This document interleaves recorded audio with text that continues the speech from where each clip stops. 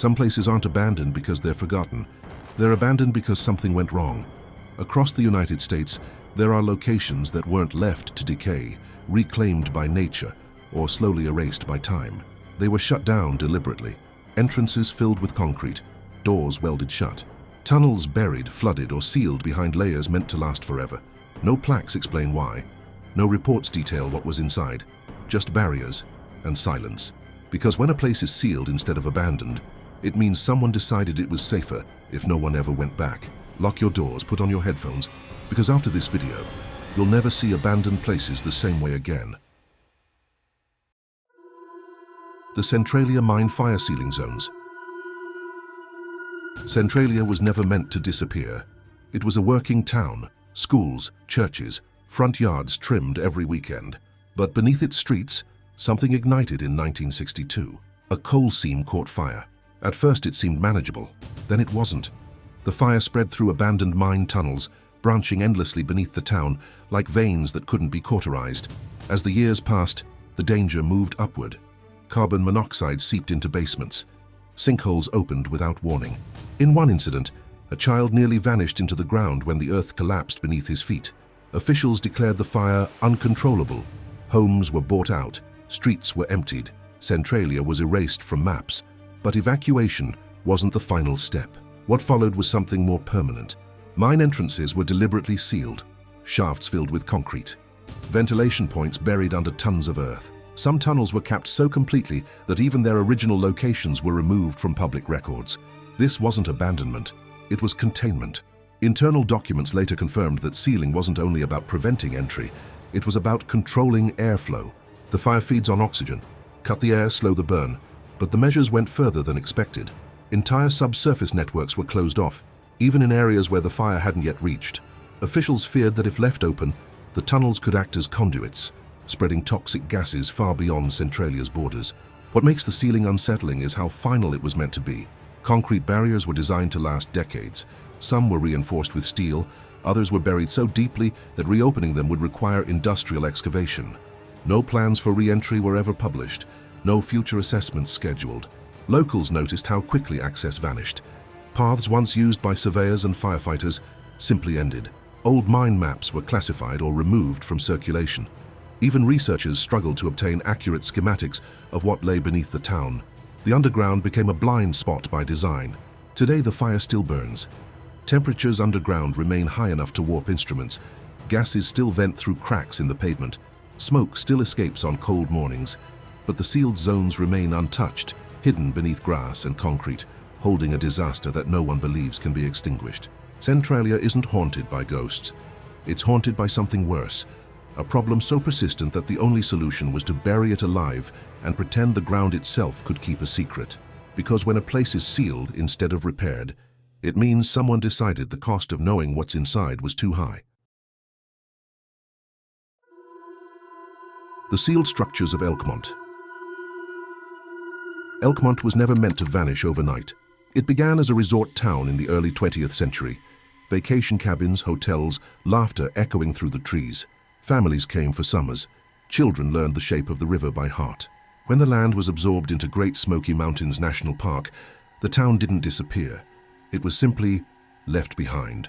For decades, Elkmont existed in a strange half-life. Buildings stood empty but accessible.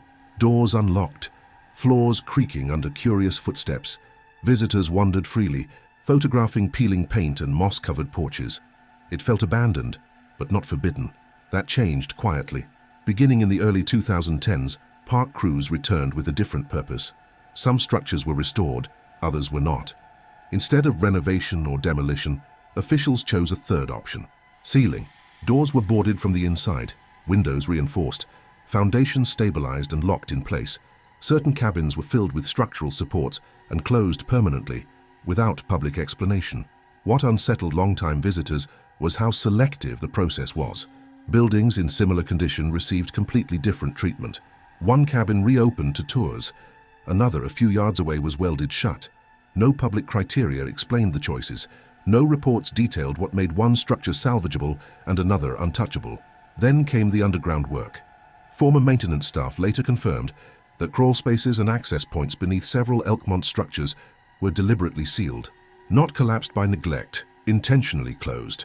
In some cases, entrances were filled with concrete. In others, steel plates were installed and buried. When asked why, officials cited long-term stability concerns, but no engineering assessments were released. Locals noticed how quickly curiosity was discouraged. Areas once open to exploration were suddenly patrolled. Questions were redirected. Photography near certain structures was quietly limited. Visitors were told only that the buildings were unsafe, even though visible damage hadn't changed. The most disturbing detail is what never happened. There were no major accidents, no fires, no public safety incidents demanding emergency closure.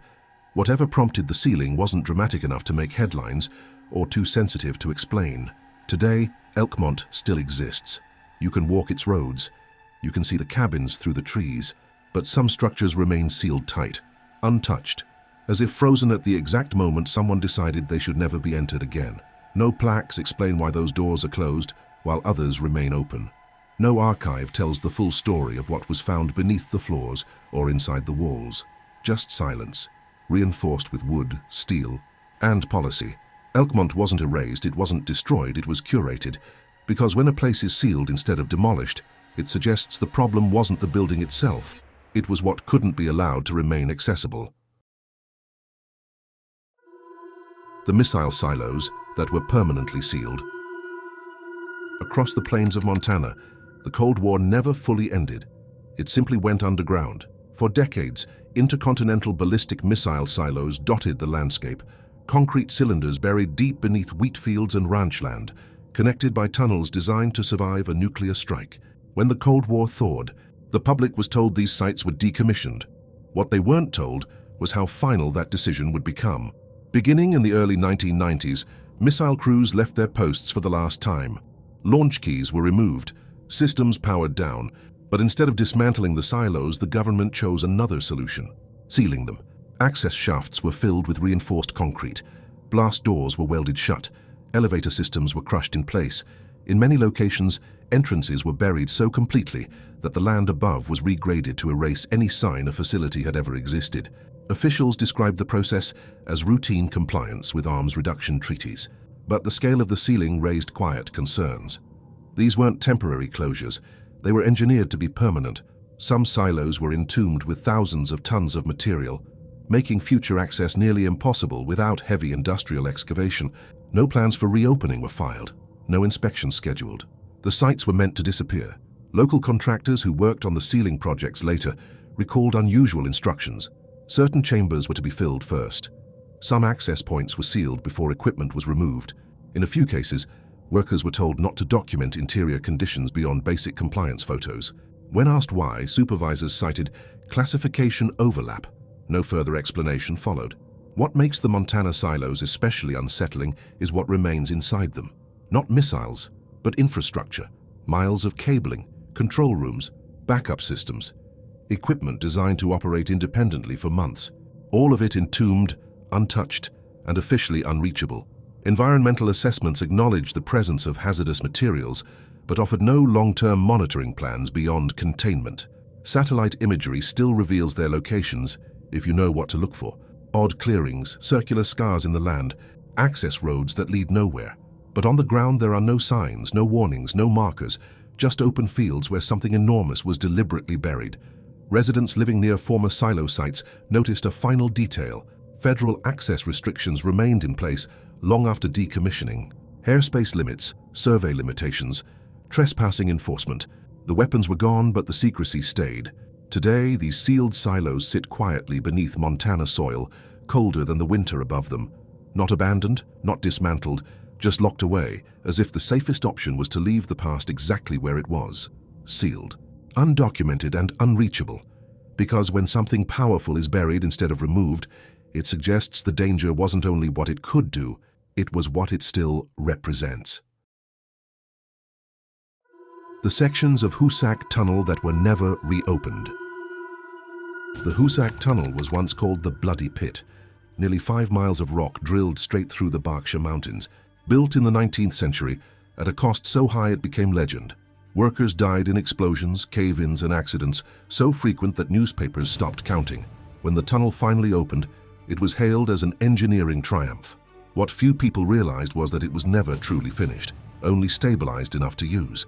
For decades, trains passed through Hoosac without incident, but behind the active rail line existed a hidden network of side shafts, ventilation tunnels, and emergency access points carved during construction. These auxiliary passages were essential during excavation, but once the tunnel went operational, they faded from public awareness. Then, quietly, they were sealed. Beginning in the mid-20th century, railroad authorities and state engineers identified several secondary access points as structurally compromised. Instead of repairing them, they chose permanence. Entire shafts were filled with concrete, entrances bricked over. In some cases, hillsides were regraded, so the openings no longer appeared to exist at all. No public inventory listed which sections were closed. No maps showed what was lost. Former maintenance workers later described orders that felt unusually final. Certain areas were sealed, even though they showed no active collapse. Some were closed after unexplained airflow changes were detected inside the tunnel system. Engineers worried that older shafts could create pressure imbalances, or worse, collapse inward toward the active rail line. What made the decision unsettling was the lack of transparency. These weren't emergency closures after a disaster. They were preemptive, deliberate, designed to ensure no one would ever need or be able to enter those sections again. Over time, the sealed zones slipped out of documentation. Older blueprints became restricted. Updated schematics simplified the tunnel into a single continuous line, erasing the complexity beneath the mountain. Researchers attempting to study the tunnel's full layout encountered missing pages, redacted diagrams, and references to access points that officially no longer existed.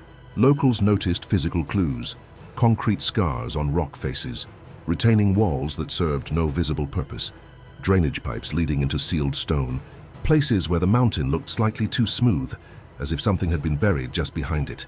Today, trains still pass through Hoosac Tunnel daily. Passengers feel nothing unusual, just darkness, then light. But only a fraction of the original structure remains accessible. The rest sits entombed behind tons of concrete and rock, holding spaces that were deemed too unstable, too unpredictable, or too risky to preserve. The state insists the tunnel is safe, and it is, for those who stay on the approved path. But beneath the mountain, sealed chambers remain exactly where workers left them, frozen in time, unreachable by design. Because when engineers choose to erase parts of a structure instead of repairing them, it means the danger wasn't something they could fix. It was something they chose to bury.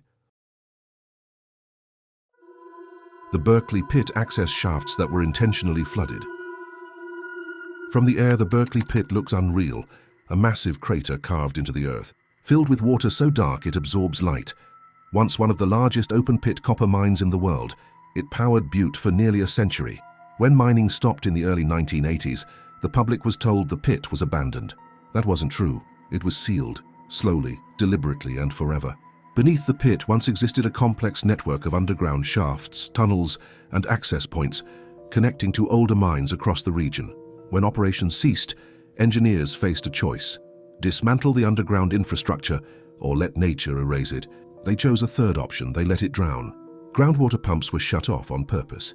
As water levels rose, shafts were allowed to flood one by one. Some entrances were capped. Others were submerged completely, sealed not by concrete, but by millions of gallons of acidic water. This wasn't an accident, it was containment. The water filling the Berkeley Pit is among the most toxic on Earth. Laced with heavy metals and industrial chemicals, it became lethal within years. Birds that landed on its surface died almost instantly, forcing officials to install scare systems to keep wildlife away. Any underground access left open would have acted as a conduit, spreading contamination far beyond the pit itself. So engineers sealed what they could and sacrificed the rest. Former workers later confirmed that some access shafts were never documented publicly once flooding began. Maps were simplified. Underground routes were removed from records. Entire sections of the mine network were effectively erased, not collapsed by neglect, but intentionally entombed under poison. What makes the sealing unsettling is how permanent it is. Unlike concrete or steel, the water cannot be removed without releasing the contamination it holds. Any attempt to drain the pit would risk poisoning groundwater across the region. The shafts are not just closed, they are untouchable. Visitors today stand at viewing platforms, reading plaques about environmental recovery and long-term management. What they don't see is what lies beneath. The miles of tunnels, equipment, and chambers frozen in darkness, slowly dissolving under acidic pressure. No one will ever enter them again. No inspection will ever take place. The earth itself has been weaponized as a barrier. Local residents refer to the pit as the place that can't be fixed, not because the damage was too great, but because sealing it was the only option left. The decision wasn't about restoring access. It was about preventing anything inside from ever escaping. The Berkeley Pit wasn't abandoned when mining ended. It was sealed the moment the pumps were turned off, because when a place is flooded instead of dismantled, it means the safest way to deal with what's inside is to make sure it's never seen again. The subterranean sections of Los Alamos that were sealed without record. Los Alamos was built to be secret. From the beginning, the town existed behind fences, badges, and need-to-know clearances. But even within a place designed around restriction, there were layers, some meant to be temporary, others never meant to be acknowledged at all. Beneath parts of Los Alamos lies an older network of service tunnels, access corridors, and experimental support spaces constructed during the earliest years of the laboratory. These weren't public facilities. They weren't tourist sites. They were functional, used to move equipment, personnel, and materials without surface exposure. Over time, newer infrastructure replaced them, or so the public was told. In the late 20th century, internal safety reviews identified several underground sections as non-essential. Instead of decommissioning them, officials chose a different solution. The entrances were sealed, some with concrete, others with steel plates welded in place and buried behind new walls. In certain cases, entire corridors were filled and entombed where they stood. What makes the sealing unusual is how little documentation exists. Requests for records related to these closures returned vague responses. Schematics referenced tunnels that no longer appeared on updated plans. Maintenance maps showed blank spaces where connections once existed. Former employees confirmed that some areas were deliberately removed from circulation rather than closed in a way that could be reversed. Official explanations cited structural aging and evolving safety standards, but no incident reports were released, no contamination events disclosed, no accidents publicly acknowledged. The decision appeared preventative, not reactive, designed to ensure that no one would ever need to enter those sections again. One retired engineer described the process simply: it was easier to seal them than to explain what they were connected to. He refused to elaborate further.